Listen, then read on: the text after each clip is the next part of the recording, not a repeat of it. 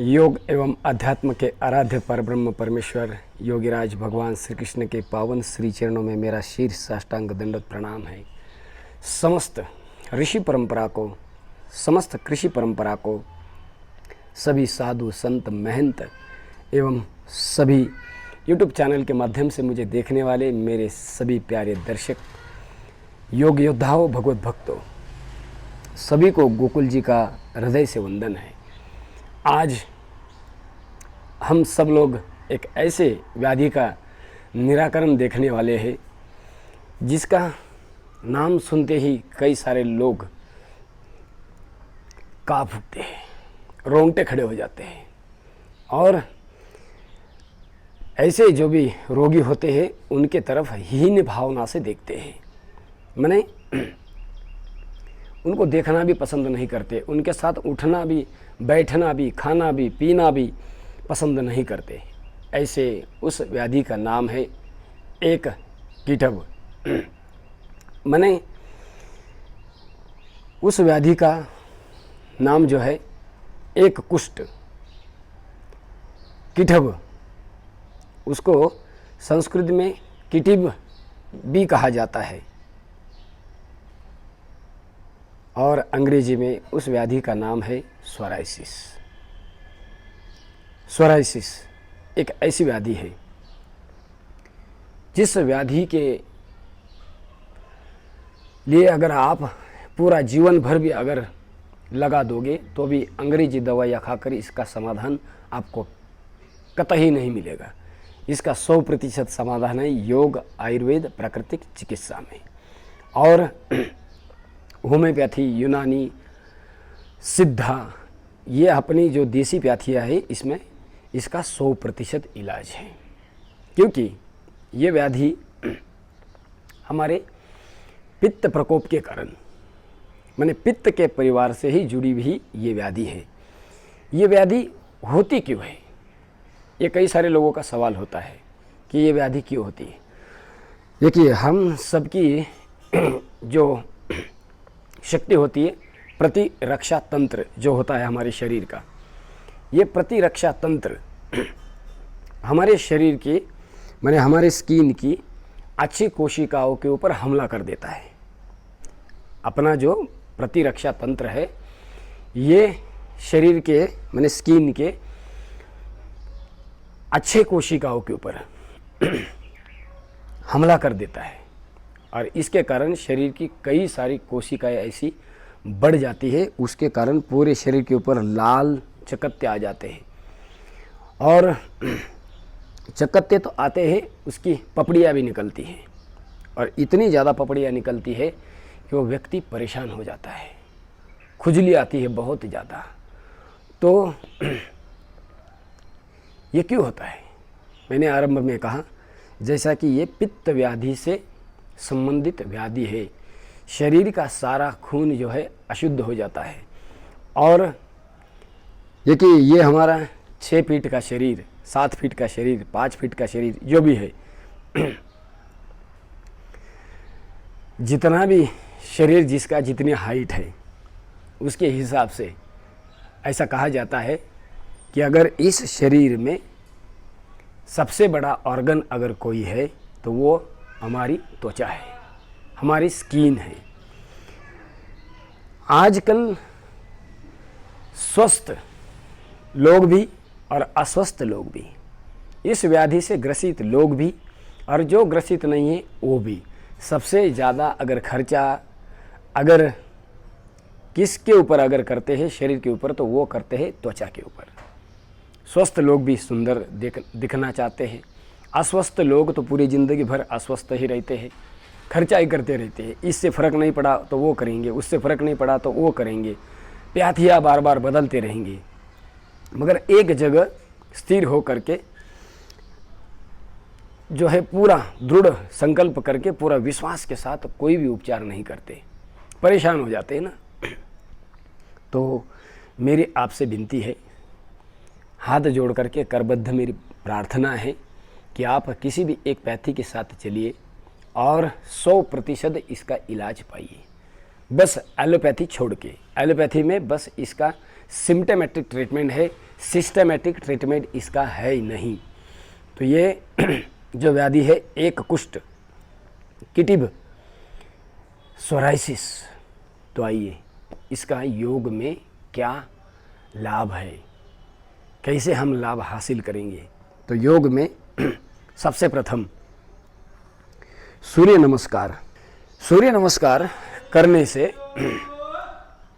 100% इसमें लाभ होता है, क्योंकि सूर्य वो शक्ति विटामिन डी जो है हमें उस बीमारी से जल्दी जल्दी रिकवर करने के लिए बहुत ज़्यादा फायदेमंद होता है।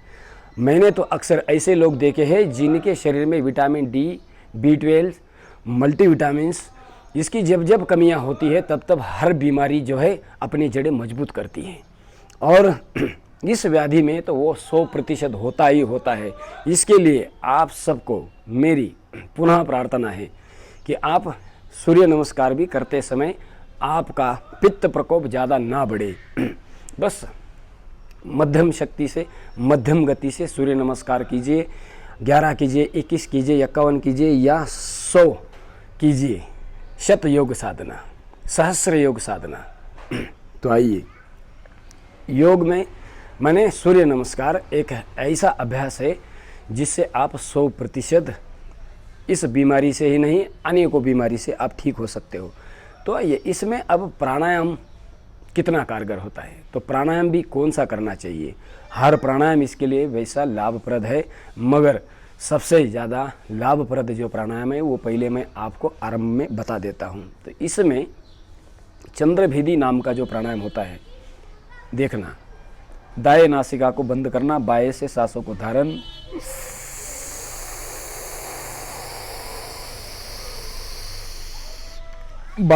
बाएं से लेना, फिर धीरे धीरे दाएं से छोड़ देना, फिर वापस बाएं से लेना,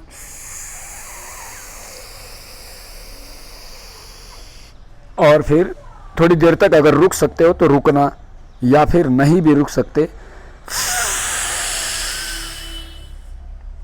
तो छोड़ देना।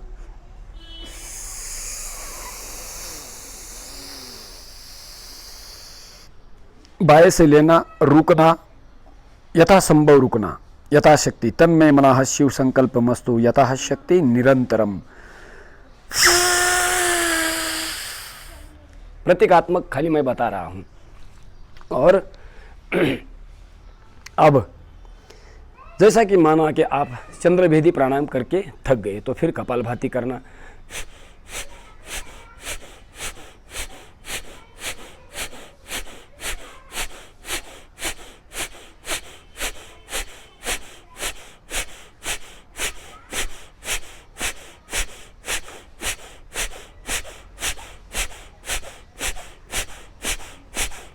सामान्य या मध्यम गति में ही करना, जलद गति का इसमें अवलंबन मत करना, क्योंकि पित्त प्रकृति प्रदान हो जाती है तो ये बीमारी और तीव्र हो जाती है।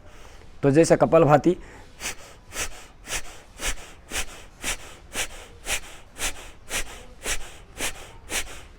कपालभाति करके थक गए कि फिर आपको आगे बढ़ना है तीसरे प्राणायाम की ओर, जिसका नाम है शीतली प्राणायाम। शीतली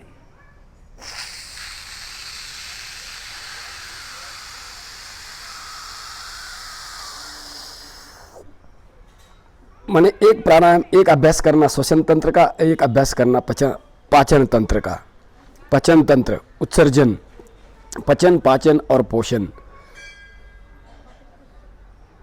जीवा से हमने सांस भरी है, जीवा को फोल्ड किया और जीवा से सांस भर के थोड़ी देर तक रुके, फिर उसके बाद में नासिकाओं से आराम से छोड़ना।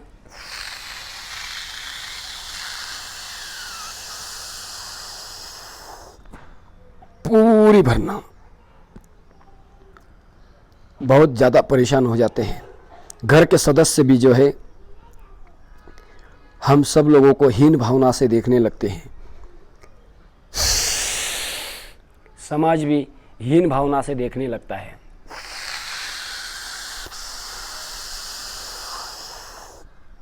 क्योंकि ये संस्कृत में तो उसको कुष्ठ ही बताया गया है। एक कुष्ठ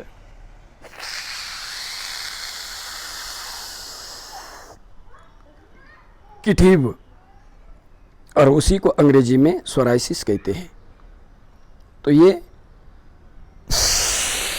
शीतली प्राणायाम। फिर वापस कपालभाति करना।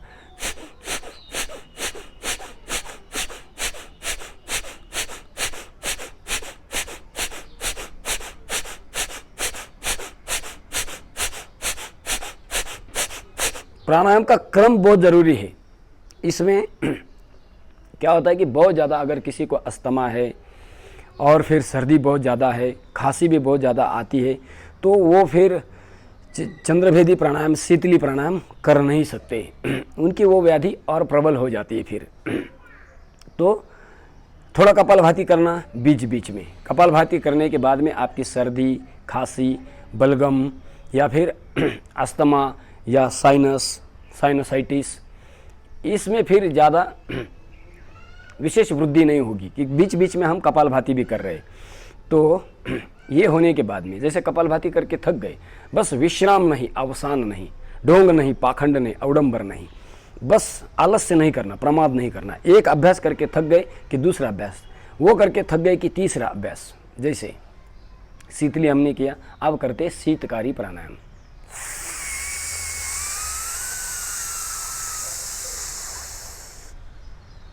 दांतों के ऊपर दांत टिकाए रखना और जीवा को या तो ऊपर तालू में लगा देना या दांतों के पीछे लगा देना, और दांतों से सांसों को खींचना और थोड़ी देर तक अभ्यंत कुंभक, क्योंकि ये कुंभक वाले अभ्यास ज़्यादा है।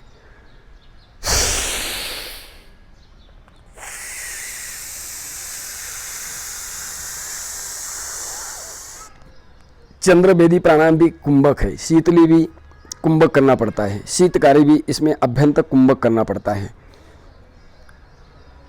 और कुंभक के साथ ना भी करे तो फिर कोई बात नहीं, मन में कोई संशय मत रखना।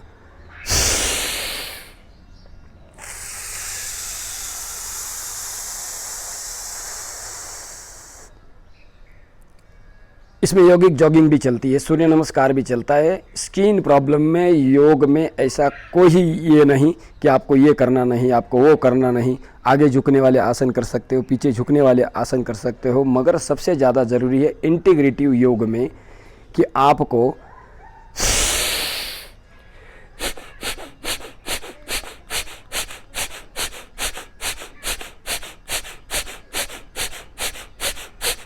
इंटीग्रेटिव योग में मैं कह रहा था कि आपको ज़्यादा समय देना पड़ता है इसमें योग में, क्योंकि आसन के साथ प्राणायाम, प्राणायाम के साथ में ध्यान, या आसन के साथ में प्राणायाम, प्राणायाम के साथ में आसन, तो ये इसका क्रम होता है।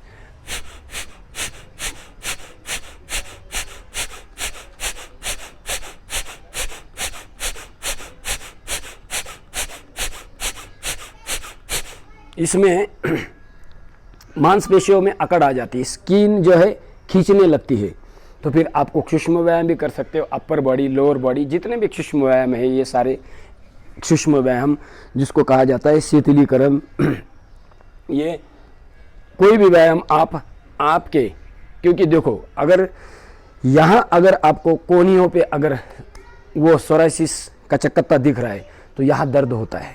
अगर कंधे में मैंने कंधे के ऊपर है तो वहाँ दर्द होता है, घुटनों के ऊपर है तो वहाँ दर्द होता है, जहाँ जहाँ टखने में है, एडी में है, जहाँ जहाँ आपको ये चकत्ते दिखते हैं वहाँ वहाँ दर्द होता है। और फिर वहाँ की मांसपेशियाँ, वहाँ की स्किन जो है, हमारी त्वचा अकड़ने लगती है, सिकुड़ने लगती है, और उसके कारण फिर वहाँ स्टिफनेस आने लगता है, और इसी के कारण संधिवात भी आता है। स्किन जन्य माने त्वचा जन्य संधिवात।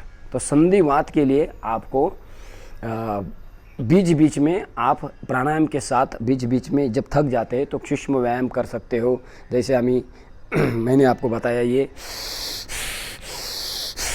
नीचे वाले भी अलग अलग है। गर्दन भी अगर अकड़ जाती है, ज़्यादा गर्दन के ऊपर बहुत ज़्यादा आ जाता है, या चेहरे के ऊपर आ जाता है, कहीं भी शरीर, देखो इतना बड़ा ऑर्गन्स है स्किन का। मैंने आरंभ में कहा सबसे बड़ा ऑर्गन्स अगर शरीर में कोई है तो वो हमारा स्किन सबसे बड़ा ऑर्गन्स है। तो इसमें चारों ओर से हमला करो आप भी उसके ऊपर।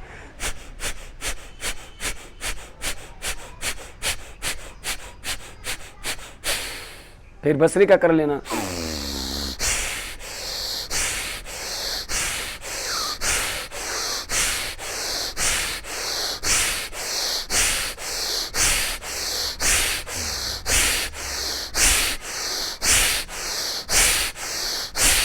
भस्त्रिका कीजिए, कपालभाति कीजिए, बाह्य प्राणायाम कीजिए, अग्निसार की क्रिया कीजिए, उज्जाई प्राणायाम कीजिए, भ्रामरी कीजिए, अनुलोम विलोम कीजिए, जो भी प्राणायाम 18-20 प्रकार के अलग अलग जो भी प्राणायाम है आप सारे प्राणायाम की कर सकते हो।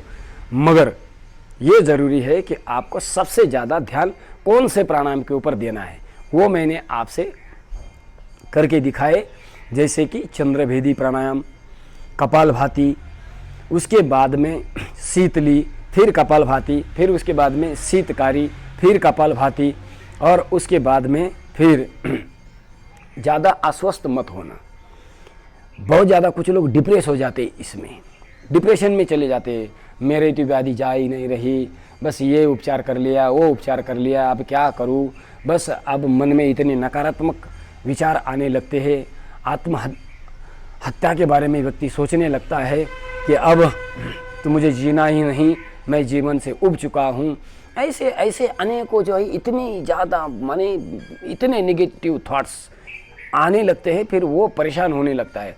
और परिवार के सदस्य या समाज, उसके मित्र जो भी परिजन हैं, उनको उनका हौसला बढ़ाना चाहिए, ना कि जो है उनको हीन भावना से उनके तरफ देखना चाहिए। तो कोई भी प्राणायाम कीजिए, अगर ऐसे भी व्यक्ति होते हैं तो उनको क्या करना है, शीतली पूरक। देखो शीतली पूरक,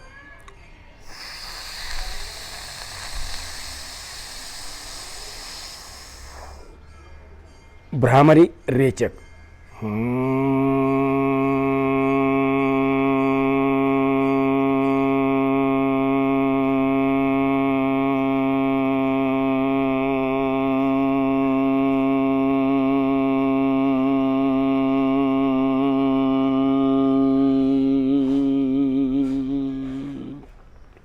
जीवा को ऐसा बाहर निकालना,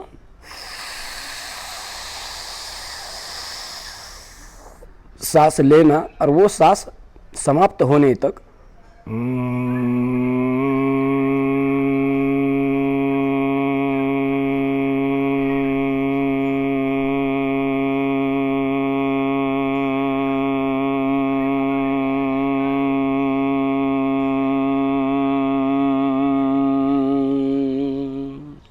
ऐसे ब्रह्म का नाद करना,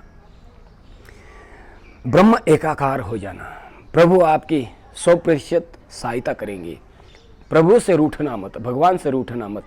ये जो भी व्याधियाँ आ रही है ये तो बस हमारे कर्म फल का सिद्धांत है। जैसे व्यक्ति कर्म करता है वैसे उसको भोगना पड़ता है। वैसे शीतली पूरक और भ्रामरी रेचक किया, वैसे ही शीतकारी पूरक और ओमकार रेचक करना।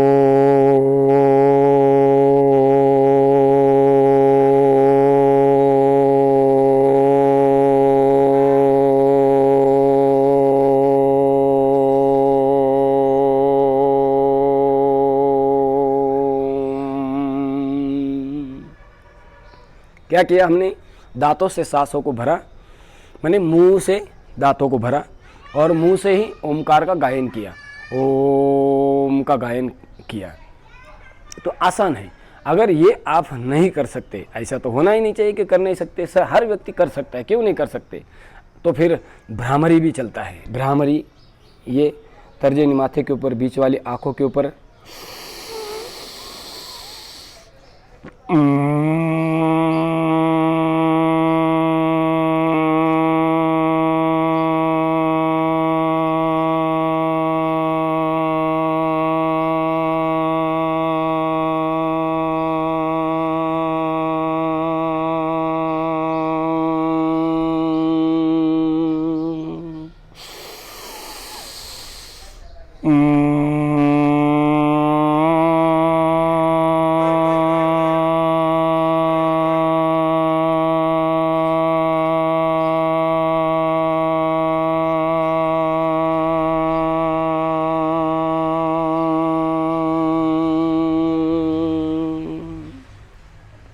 ऐसे भ्रामरी के बाद में फिर ओमकार भी कर सकते हो। उद्गीत प्राणायाम।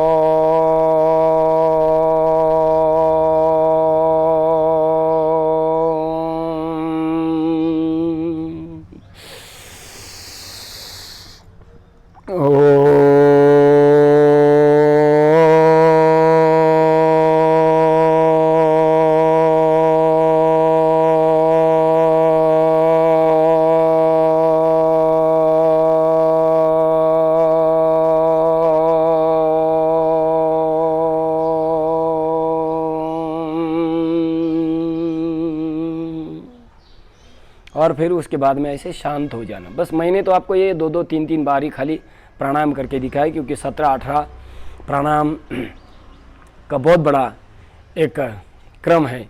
और उसमें सबसे ज़्यादा एक किटिब में आपको, एक कुष्ठ में, सोराइसिस में आपको जो ज़रूरी है वो मैंने ज़्यादा आपको बताने का प्रयास किया।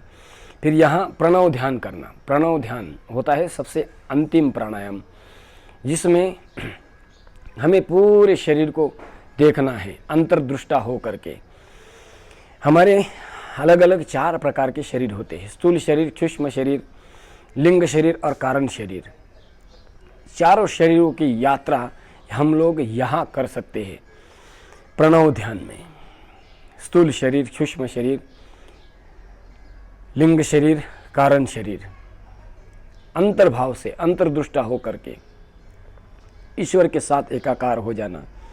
और प्रभु से बस यही विनती करना है कि हे प्रभु, हे परमपिता, हे परमेश्वर, हे प्राणेश्वर, हे जगदेश्वर, हे सर्वेश्वर, बस मैं स्वस्थ हो रहा हूँ, मैं स्वस्थ हो रहा हूँ, मैं स्वस्थ हो चुका हूँ, मैं आपके शरण में आया हूँ, मेरा उद्धार कीजिए प्रभु, मेरा उद्धार कीजिए प्रभु। ऐसे भाव, सकारात्मक भाव, और इन्हीं भावों से ही आप, क्योंकि देखो एक विचार व्यक्ति का पतन कर सकता है, एक अपवित्र विचार, विशेष करके एक अपवित्र विचार व्यक्ति का पतन करता है और एक पवित्र विचार व्यक्ति का उत्थान कर देता है। तो ये पवित्र विचारों का प्रवाह निरंतर योग में ही नहीं, सुबह उठने से लेकर के शाम माने रात को सोने तक आपको इन्हीं पवित्र विचारों के साथ में चलना है। क्योंकि अक्सर लोग पवित्र विचारों का प्रवाह जो है इसमें डूबते ही नहीं, अपने आप को डुबाते ही नहीं। और यही दिन भर कोई क्या बोलता है, कोई क्या बोलता है, किसी ने देख लिया तो बोलता है अरे यार ये तो तुमको क्या हो चुका है, अरे यार ये तो और बढ़ रहा है। इसी के कारण जो है वहाँ बार बार व्यक्ति सोचते रहता है। आईने के सामने जाता है तो फिर उसको वही दिखता है और वो अपने आप को खाए जाता है। तो अपने आप को खाओ मत। बस जो हमारी शरीर की प्रतिरक्षा तंत्र ने हमारे अच्छे कोशिकाओं को ऊपर जो हमला किया है, जो खाया है, उसके कारण जो शरीर में और जो कोशिकाओं की वृद्धि हो चुकी है और उसके कारण वहाँ बहुत ज़्यादा जो है ज़्यादा वृद्धि होने के कारण सख्त हो चुकी है। तो उसमें आपको जो है योग करना है, डरना नहीं। जो डर गया वो मर गया। तो आइए अब योग में विशेष हमने किसके ऊपर बल दिया है, आपने देखा प्राणायाम के ऊपर हमने ज़्यादा बल दिया है। प्राणायाम सबसे बड़ी संजीवनी है इसकी। और आसन तो हमने बीच में बताया आपको कि आप कोई भी आसन कर सकते हो, इसमें कोई आसन करना नहीं, ऐसी कोई भी आपको वैसा कोई रिस्ट्रिक्शन नहीं है। सब आसन कर सकते हो, जॉगिंग कर सकते हो, सूर्य नमस्कार कर सकते हो, दंड लगा सकते हो, बैठक लगा सकते हो। अगर पसीना निकालना है तो आप पसीना भी निकाल सकते हो। जो शरीर में आपकी शक्ति कैसी है, आप उसके साथ कैसा लड़ना चाहते हो, बस मेरी आपसे यही विनती है, बस 2-5 मिनट में सारा शरीर से जो है पसीना निकलने लगेगा। तो ये दंड हमने आपको दंड करके दिखाए। तो ये दंड थे, पारंपरिक 12 दंड है, 8 बैठक है। आप उसमें से जो भी आपका मन पसंद है उसको चुन सकते हो, कर सकते हो। उसकी भी कई सारे वीडियो हमने ऑलरेडी यूट्यूब के ऊपर डाले हुए हैं। तो आइए अब इसका आयुर्वेद में क्या समाधान है। आयुर्वेद में मैंने देखा सबसे पावरफुल है इसमें सर्वकल्पक्वाथ, कायाकल्पक्वाथ। 100 ग्राम ले करके आप मिक्स कर देना, मिला करके रखना, और उसमें से 1 या 2 चम्मच, 1 या 2 गिलास पानी में रात भर भिगो देना। और फिर उसी पानी को सुबह प्रातःकाल में इसको उबालना, चाय की जैसे। थोड़ा सा हल्का सा पानी जल जाएगा तो फिर इसको छान करके पी लेना खाली पेट, सुबह और शाम को। सुबह भिगो देना, उसको शाम को उबालना, शाम को भिगो देना, उसको सुबह उबालना। क्योंकि जितने भी क्वाथ है, कसाय है, काढ़े जिसको कहते हैं, काढ़ा जितना भिगो के आप उबालते हो उतना ज़्यादा लाभप्रद होता है। उसका अर्क जो है अच्छा दवाइयों का तैयार हो जाता है, कसाई चिकित्सा जिसको कहते हैं। और ये छोटे बच्चे हैं तो उनको आधा चम्मच दे देना, बस दवा की मात्रा आधी कर देना। 10-15 साल के ऊपर के युवा है या वयस्क है तो उनको 1-1 चम्मच दवा देना ज़रूरी है। मात्र दोनों का 1-1 चम्मच लेना। शुरुआत में आरंभ में इससे क्या होगा, मोशन बहुत लूज होगा, क्योंकि शरीर की शुद्धि के बिना सशक्तिकरण संभव नहीं है। पहले शुद्धिकरण, सर्वकल्प और कायाकल्प क्या करता है, एड़ी से लेकर के चोटी तक पूरे शरीर को शुद्ध कर देता है।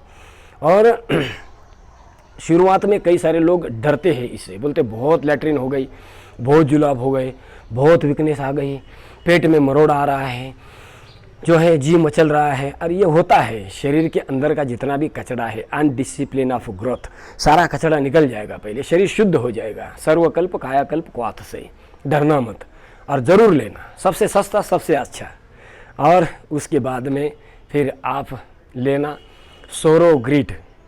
सोरोग्रिट नाम की जो गोली स्वामी जी महाराज ने जो बनाई है, आह क्या बात है, कितनी बढ़िया गोली है।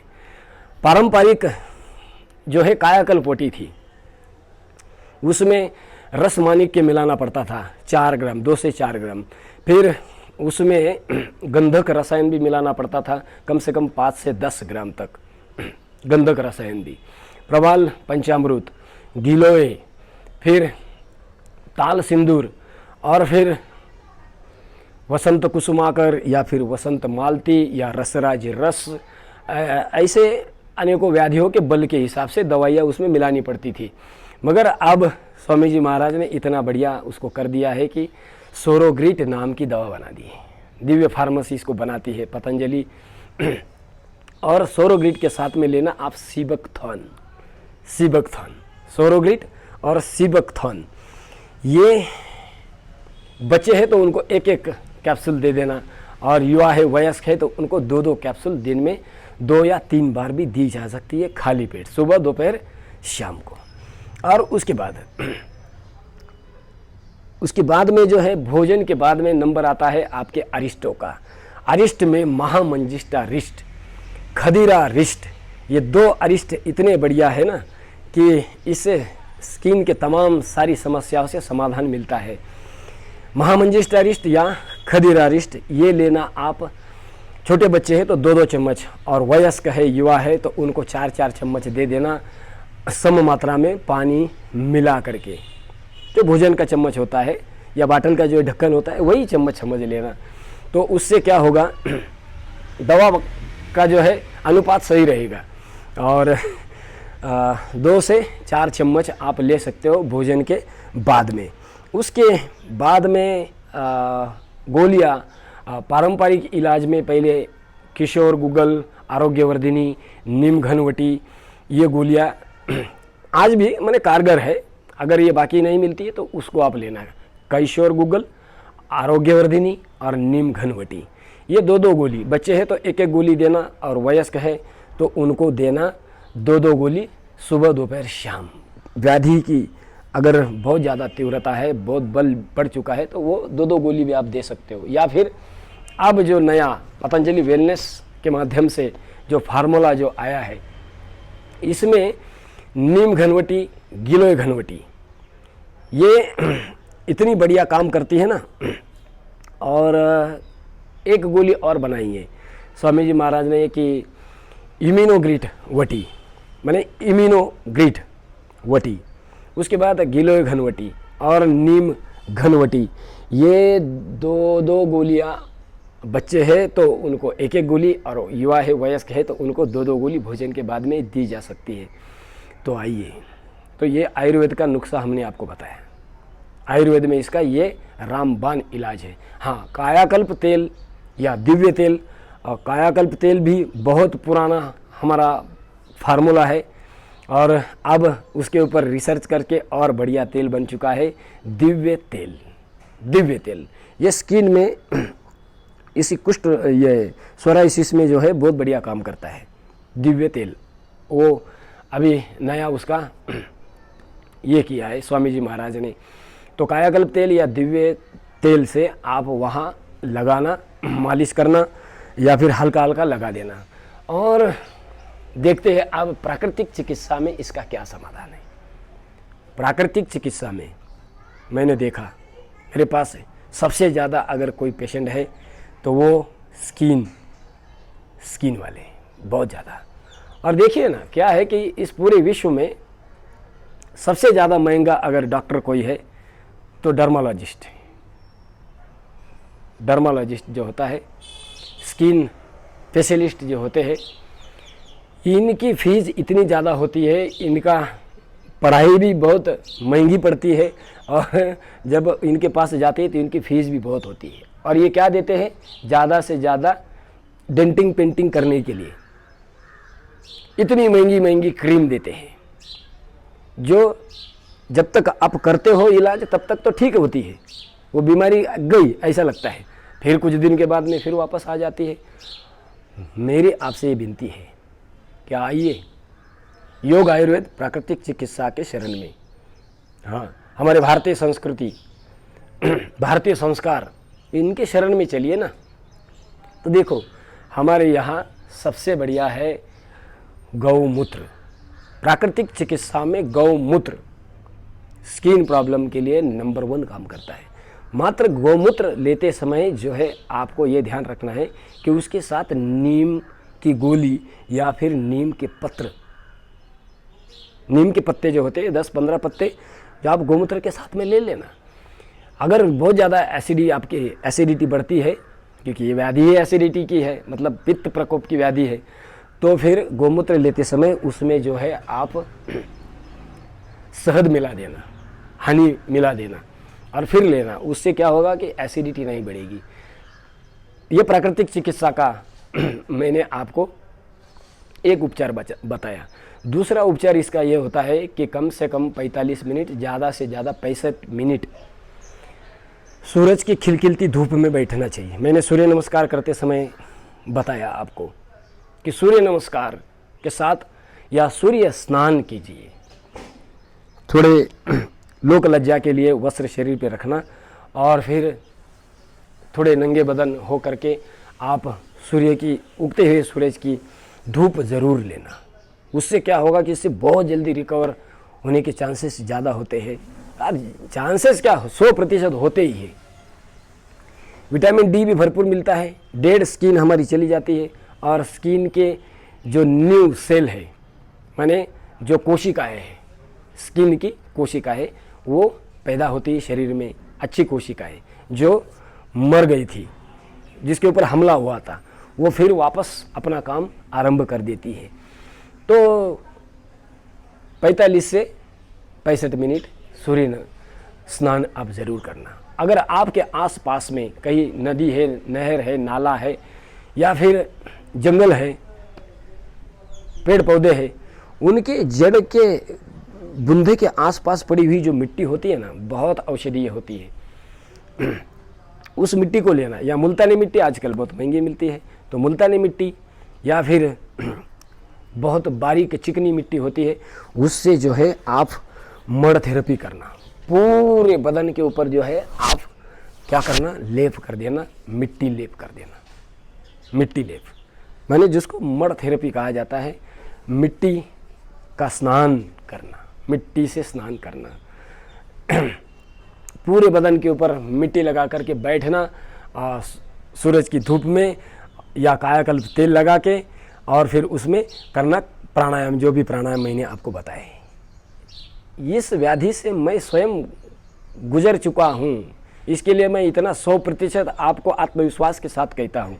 बस मुझे सोराइसिस नहीं था, मुझे बताऊँगा मैं आगे किसी वीडियो में, जिसका जो स्पेशल उस व्याधि का वीडियो रहेगा, तब मैं आपको ज़रूर बताऊँगा। क्योंकि एक एक छोटी छोटी चीज़, अगर कुछ नहीं कर सकते, कुछ भी नहीं कर सकते, तो मेरी आपसे विनती है, आप गिलोय का रस पीना। मैंने 1 लीटर तक गिलोय का रस पिया है। गिलोय, गिडुची, अमृत बल्ली, अलग अलग नाम है जिसके। गिलोय, गिलोय अमृत सत्व जिसको कहा जाता है आयुर्वेद में, मैंने 1 लीटर पिया है। और मैं ताल ठोक करके, छाती ठोक करके बोल सकता हूँ, आज मुझे देखना कहीं भी, कई मेरे जो है वीडियो है, इसके पहले भी जब मैं कपड़ा उतार के योग करता हूँ, तो आप देख लेना कहाँ मुझे आज कोई स्किन की समस्या है क्या। तो ये मैं कोई कहीं सुनी बातें नहीं कह रहा हूँ, ये स्वयं का अनुभव है मेरा। इतना विश्वास मैं आपको दिला सकता हूँ। सो अनुभूत संप्रयोगा, मैंने स्वयं इसका अनुभव किया है और मैंने सारे ये प्रयोग किए हैं। इसके लिए मैं ताल ठोक के आपसे बोल सकता हूँ कि बस आप 100% स्किन के इस समस्या से समाधान पा सकते हो। बस आप श्रद्धा से योग करना, नियमित योग करना, नियमित सतु दीर्घकालीन निरंतर सत्कार्य सेविता दृढ़ भूमि। हाँ, दृढ़ होकर के करना पड़ेगा और निरंतर करना पड़ेगा, कंटिन्यू करना पड़ेगा। कंटिन्यूटी बहुत ज़रूरी होती है इसमें। तो आइए मैं आप सबसे विनती करता हूँ, योग कीजिए, आयुर्वेद का सहारा लीजिए, प्राकृतिक चिकित्सा कीजिए, होम्योपैथी कीजिए, यूनानी कीजिए, सिद्धा की थेरेपी कीजिए। एलोपैथी में अपना जीवन बर्बाद मत कीजिए। एलोपैथी से कुछ नहीं होने वाला इस व्याधि के लिए तो कम से कम, क्योंकि आप देख लेना, खंगाल लेना सारा गूगल, मगर आपको जो है इसका समाधान नहीं मिलेगा, नहीं मिलेगा, क्योंकि इसके उपचार है ही नहीं। तो मैं परमपिता परमेश्वर से यही प्रार्थनाएं करता हूँ कि हे प्रभु, हे परमपिता, बस सबको सुखी रखना, सबको स्वस्थ रखना, सबको आनंदी रखना। और ये सारा 800 करोड़ का जो विश्व है, इस विश्व में योग, आयुर्वेद, प्राकृतिक चिकित्सा की प्रस्थापना करना, तभी लोग स्वस्थ हो सकते हैं। तो आइए परम पूज्य प्रातस्मरणीय योग ऋषि स्वामी जी महाराज एवं परम पूज्य प्रातस्मरणीय आयुर्वेद शिरोमणि आचार्य श्री और सभी साधु संत महंत जो लगे हैं हमारे इस ऋषि परंपरा को जन जन तक पहुंचाने का जो प्रयास कर रहे हैं, इसमें हाथ बटाइए, इसमें सहयोग कीजिए। तो आइए मैं अगले फिर एक व्याधि के साथ में, इसके समाधान के साथ में फिर आऊँगा आपके सामने। मुझे देखने के लिए मैं कोटि कोटि धन्यवाद देता हूँ। आपके कोई भी परिजन हो, किसको भी ये प्रॉब्लम हो, आप ये वीडियो लाइक करना, शेयर करना और सब्सक्राइब ज़रूर करना। ओम शांति शांति शांति।